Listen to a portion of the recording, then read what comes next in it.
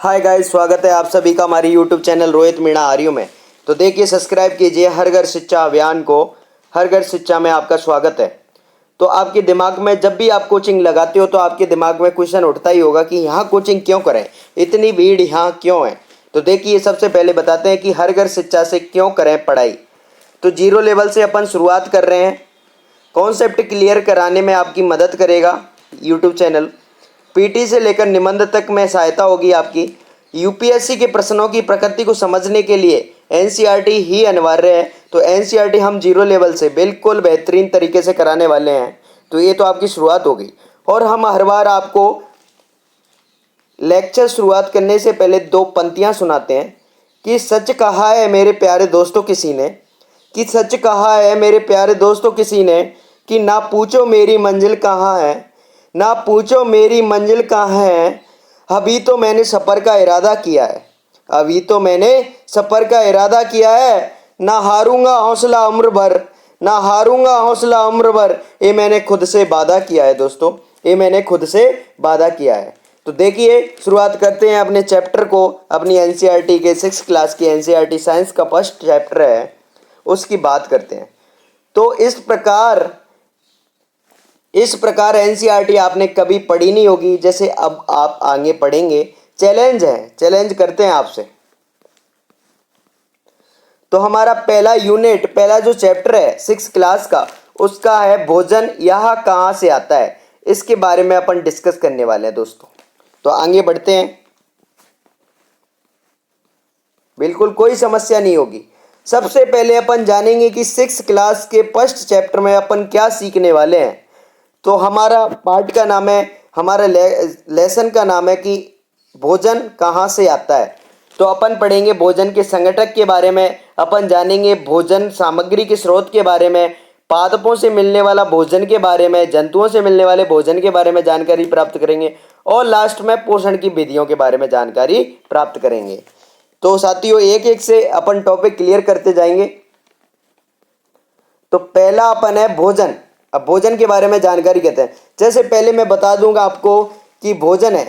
तो भोजन जैसे गाड़ी, मोटरसाइकिल, व्हीकल, किसी को चलने के लिए डीजल की आवश्यकता होती है, पेट्रोल की आवश्यकता होती है, और आजकल इलेक्ट्रिक वाले सामान आ गए, इलेक्ट्रिक वाली बाइक आ गई हैं, स्कूटर आ गए हैं, गाड़ी आ गई हैं। तो इलेक्ट्रिक वालों में इलेक्ट्रिक की ज़रूरत है, बैटरी की ज़रूरत है, वो चार्ज होना ज़रूरी है।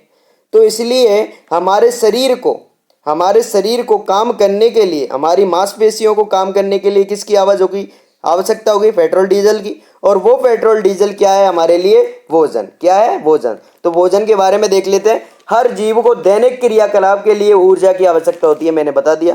प्रत्येक जीव को कुछ भी कार्य करने के लिए ऊर्जा की आवश्यकता होती है। जीवों को वृद्धि और मरम्मत करने के लिए विभिन्न पदार्थों की जरूरत होती है। जीवों को जो भोजन है आपका जो भोजन है, कितने कार्यों में? 4 कार्यों में। एक तो ऊर्जा प्रदान करने के लिए, एक शरीर के विकास के लिए, एक शरीर की वृद्धि के लिए, और एक शरीर की मरम्मत के लिए आपका भोजन आपकी मदद करता है।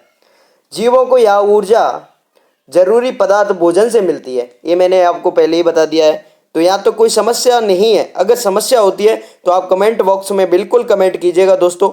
आपके यूपीएससी तक का, आपके सभी कॉम्पिटिटिव एग्जाम में आने वाले क्वेश्चन यहाँ से बाहर नहीं जाएगा। तो साथियों, आगे बढ़ते हैं। आगे हमारा टॉपिक आने वाला है कि भोजन के संगठक। हमारा भोजन के संगठक क्या क्या है? जैसे भोजन के संगठक, भोजन के जो स्वादिष्ट भोजन बनता है वो किस प्रकार बनता है, तो उसके संगठन के लिए आवश्यकता होती है। पहले भोजन के संगठक की परिभाषा देखते हैं। किसी भी भोजन को पकाने के लिए जिन चीज़ों का इस्तेमाल किया जाता है उसे भोजन का संगठक कहते हैं। क्या परिभाषा बता रही है कि जैसे आपने भोजन पकाया, जैसे आपने सब्जी बनाई, तो उसमें क्या मसाले डाले, तेल डाला, धनिया डाला, तो ये भोजन पकाने में ये जो संगठक काम में आए, इन्हें क्या बोलते हैं? भोजन के संगठक। ये जो सामग्री काम में आई, इन्हें क्या बोलेंगे? भोजन के संगठक। तो साथियों, किसी भी खाद्य पदार्थ को बनाने के लिए 2 या 2 से अधिक संगठनों की आवश्यकता होती है। जैसे आपने गेहूं का आटा लिया और आटे को पानी में मिला के गूंथा और गूंथ के खाना बनाया और पकाया, उस आटे की चपाती बनाई, तो वो उसमें संगठक क्या लगा आपका? पानी लगा और नमक लगा। नमक लगा ना, तभी तो स्वादिष्ट भोजन बना। तो पकाया हमने, पकाने में जिन चीज़ों की आवश्यकता होती है उसे क्या बोलते हैं? भोजन के संगठक। ठीक है, यहाँ से आगे बढ़ते हैं दोस्तों। बिल्कुल, ये नोट्स आपको पीडीएफ के नीचे डिस्क्रिप्शन में मिल जाएगी।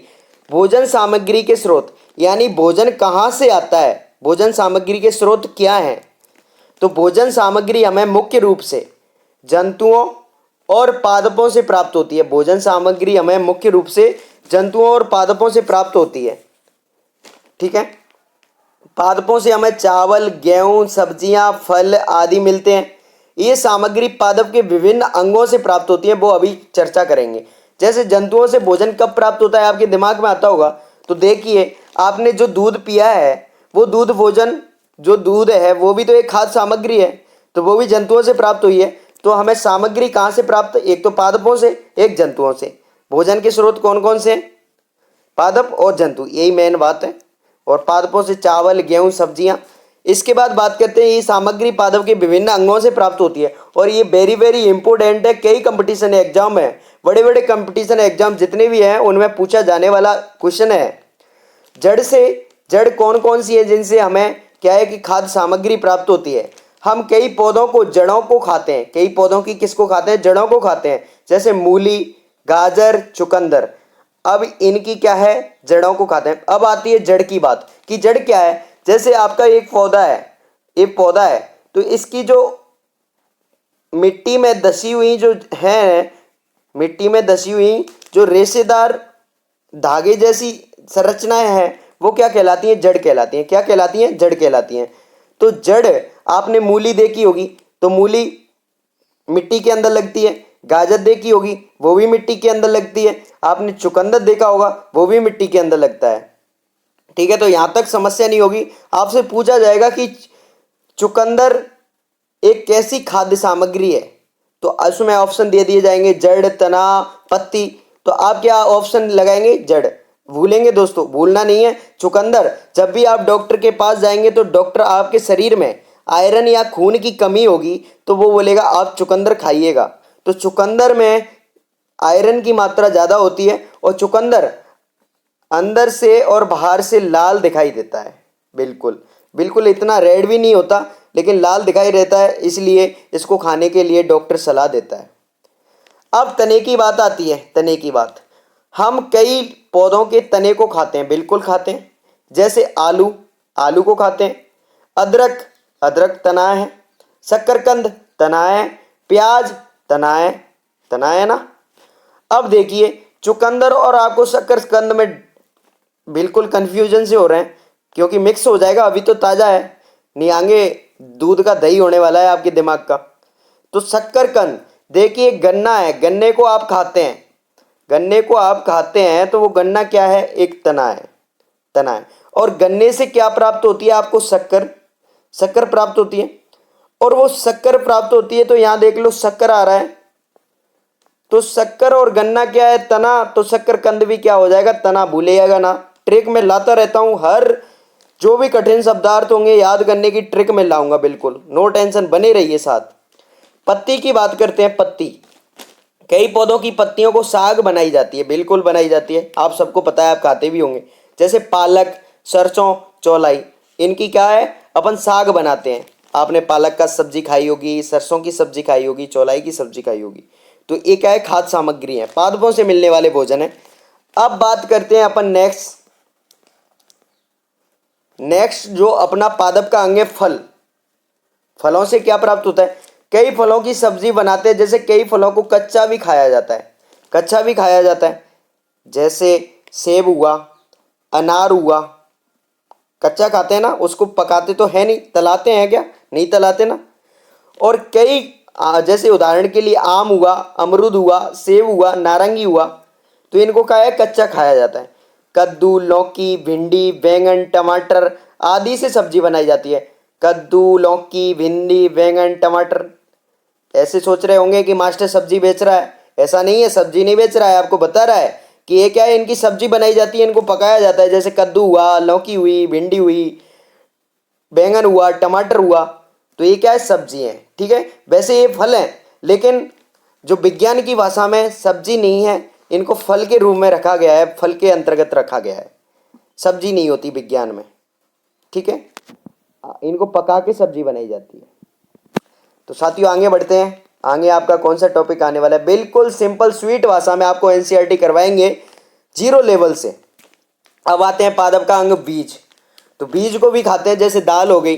तो देखते हैं, चावल और रोटी हमारे भोजन का मुख्य अंश है। जैसे आप चावल खाते हैं, जैसे पश्चिम में चले जाइए, दक्षिण में चले जाइए, ज़्यादातर चावल खाते हैं। रोटी, आप लोग गेहूं की रोटी खाते हैं, बाजरे की रोटी खाते हैं, तो इनके बीजों को पीस कर ही तो खाते हैं। इनके बीजों को पीसा आपने, फिर उनको आटा आटा बनाया और वो पकाया, तो वो भोजन के मुख्य अंश है ना, रोजाना लेते हैं। मुख्य अंश मतलब मेनली। चावल धान के बीजों से मिलता है, चावल जो मिलता है वो धानी होती है, उसके बीजों से मिलता है। और रोटी के लिए हम गेहूं के बीजों का इस्तेमाल करते हैं, बिल्कुल।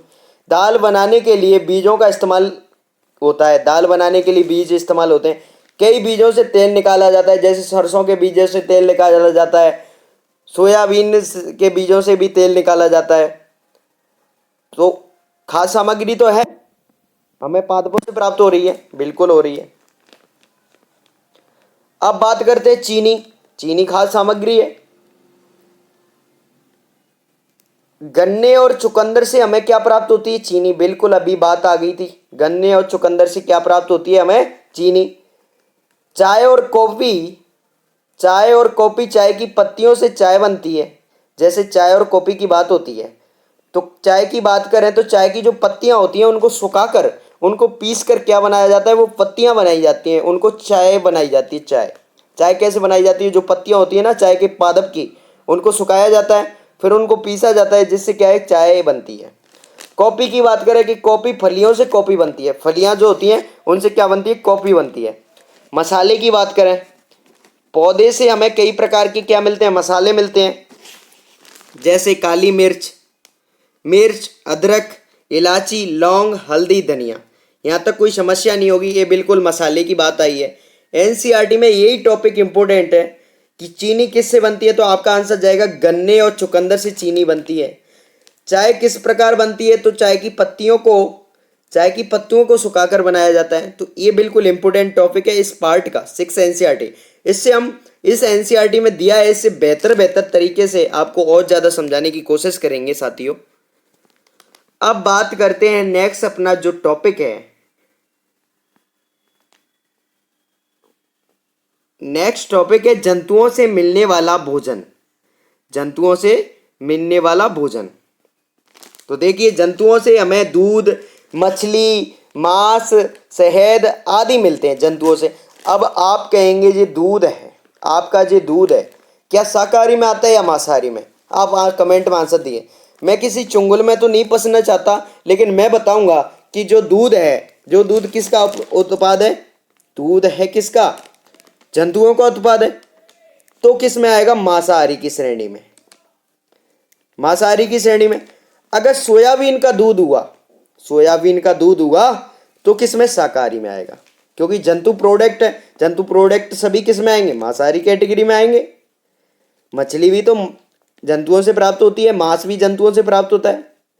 ये शहद की बात करते हैं।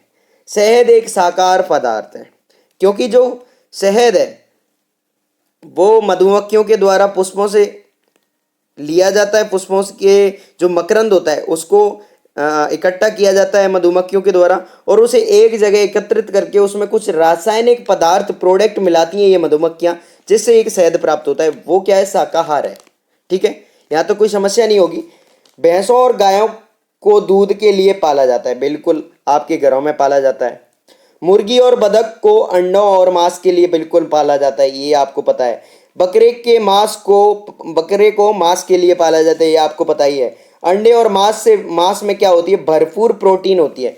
अगर आपसे पूछ लिया जाए कि प्रोटीन की सबसे ज़्यादा मात्रा किस में होती है, अंडे और मांस में। ठीक है, यहाँ तक कोई समस्या नहीं होगी। आगे बढ़ें। जंतुओं से मिलने वाले भोजन की बात हो गई। जंतुओं से हमें दूध, मछली, मांस, शहद और क्या, अंडे, मांस, बिल्कुल। तो ये बात आपको समझ में आ गई होगी, आई होप कोई समस्या नहीं होगी। अब शहद की बात करते हैं। शहद, मधुमक्खियां फूलों से मकरंद लेकर शहद बनाती हैं, ये आपको पहले ही बता दिया है। शहद में शर्करा, मिनरल्स, खनिज, एंजाइम उपस्थित होते हैं। क्या? शर्करा, खनिज, एंजाइम उपस्थित होते हैं शहद के अंदर। इसलिए शहद क्या है, डॉक्टर जब भी कोई देसी दवाई होती है वो शहद में मिलाकर खाने के लिए देता है, क्योंकि उसमें शर्करा है, क्योंकि मीठी मीठी चीज़ है। अगर जो भी मीठी सामग्री है उसमें शर्करा 100% होगी, 99% होगी, और मिनरल्स और एंजाइम उपस्थित होते हैं किसमें? आपके शहद में, हनी। अब आपका टॉपिक आता है पोषण की विधियां। पोषण की आपकी विधियां कौन कौन सी हैं? एक तो परपोषी और एक सुपोषी। अब परपोषी की समझ लो, पर माने पराया, तो मतलब दूसरों से भोजन लेता है, दूसरों से भोजन ग्रहण करता है, उसे क्या कहेंगे? परपोषी। और सुपोषी माने स्वयं, तो मतलब स्वयं जो भोजन अपना बनाता है उसे क्या कहेंगे? सुपोषी। तो इसमें क्या आ जाएंगे? पादप। आपके पादप कार्बोहाइड्रेट, यानी पादप जो प्रकाश संश्लेषण की क्रिया करके क्या बनाते हैं? अपना भोजन स्वयं बनाते हैं, तो इसलिए आपके पादप इसका एग्जाम्पल हो गया सुपोषी का। और परपोषी का आपका एग्जाम्पल क्या हो जाएगा? जैसे मनुष्य हो गया, ये आपके भोजन दूसरों से लेते हैं, पादपों से ग्रहण करते हैं ना, तो परपोषी हो गए। तो ये पोषण की विधियां आपको समझ में आ गई होंगी। आगे बढ़ते हैं, सुपोषी की बात करते हैं दोबारा से। इनकी परिभाषा कैसे लिखेंगे कि जो जीव अपना भोजन खुद बनाते हैं उन्हें क्या कहेंगे? सुपोषी। मैंने यही बताया था। हरे पादप प्रकाश संश्लेषण की क्रिया द्वारा क्या बनाते हैं? भोजन बनाते हैं, तो ये कैसे हो गए? सुपोषी। पौधे कैसे होते हैं? सुपोषी होते हैं। इसका एग्जाम्पल क्या हो गया? पौधे, प्लांट्स। यहां तक कोई समस्या नहीं है। अब बात करते हैं परपोषी की। जो जीव किसी अन्य जीव से क्या प्राप्त करता है? अपना भोजन प्राप्त करता है, उसे क्या कहेंगे? परपोषी। जंतु, एनिमल्स जो हैं क्या है? दूसरे जीवों से अपना क्या भोजन प्राप्त करते हैं, इसलिए उसे क्या कहेंगे? परपोषी कहेंगे। परपोषी 3 प्रकार के होते हैं, कौन कौन से? शाकाहारी, मांसाहारी एवं सर्पाहारी। ठीक है, परपोषी के कितने प्रकार हैं? शाकाहारी, मांसाहारी एवं सर्वाहारी। आपके कितने प्रकार हो गए? आपके प्रकार हो गए 3, परपोषी के शाकाहारी, मांसाहारी एवं सर्वाहारी। यहां तो कोई समस्या नहीं होगी। आगे बढ़ते हैं दोस्तों, लास्ट एंड फाइनल पेज है आपका। यहां तो कोई समस्या हो तो कमेंट बॉक्स में पूछेगा दोस्तों, हम आपका रिप्लाई करेंगे 100%। परपोषी के कितने प्रकार हो गए? शाकाहारी, मांसाहारी एवं सर्पाहारी। तो शाकाहारी की बात करते हैं, तो शाकाहारी ऐसे जंतु, ऐसे जीव जो शाक सब्जी खाते हैं उन्हें शाकाहारी कहते हैं। मांसाहारी के अंदर जो मांस खाते हैं, यानी मर जाएंगे लेकिन शाक नहीं खाएंगे, यानी शाकाहारी किसे कहेंगे? जो मर जाएंगे लेकिन मांस नहीं खाएंगे, उसे तो शाकाहारी कहेंगे। और मांसाहारी उसे कहेंगे जो मांस खाता है। ठीक है, अब बात आती है सर्वाहारी की, यानी ऐसे जीव जो मांस और शाक सब्जी दोनों को खाते हैं, वो क्या कहेंगे? सर्वाहारी। इसमें सर्वाहारी का उदाहरण आपके मनुष्य एक अच्छा एग्जाम्पल है। मांसाहारी में आपके शेर, और शाकाहारी में आपका क्या एग्जाम्पल आ जाएगा? शाकाहारी में आपका खरगोश आ जाएगा, लोमड़ी आ जाएगा, गाय, भैंस। ठीक है, यहाँ तो कोई समस्या नहीं है। आगे बढ़ते हैं, अपमार्जक यानी डिटर्जेंट की बात करते हैं। डिटर्जेंट, आपने घड़ी जो आपकी सरफ होती है कपड़े धोने का, कपड़े धोने की सरफ, उसे भी डिटर्जेंट कहते हैं। वो क्या काम करती है? वो काम करती है सफाई का। तो अपमार्जक भी क्या करेंगे? एक सफाई का काम करेंगे। किसका काम करेंगे? एक सफाई का काम करेंगे। कुछ जंतु मरे हुए जानवरों को खाते हैं, कुछ जंतु क्या करते हैं? मरे हुए जानवरों को खाते हैं, वो क्या कहलाते हैं? अपमार्जक कहलाते हैं। क्या कहलाएंगे? अपमार्जक। इस तरह से वे हमारे आसपास का कचरा साफ करते हैं। ऐसे जंतुओं को अपमार्जक या मुर्दाखोर कहा जाता है।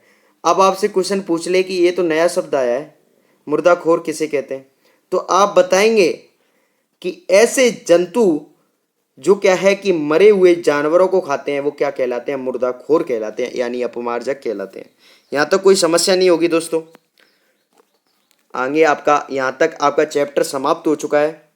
नेक्स्ट अपन चैप्टर की शुरुआत करेंगे 6th क्लास के 2nd चैप्टर साइंस का। बिल्कुल, आपको कोई भी समस्या हो कमेंट में बताइए। Thank you watching for this video. Like, comment and share, subscribe this channel.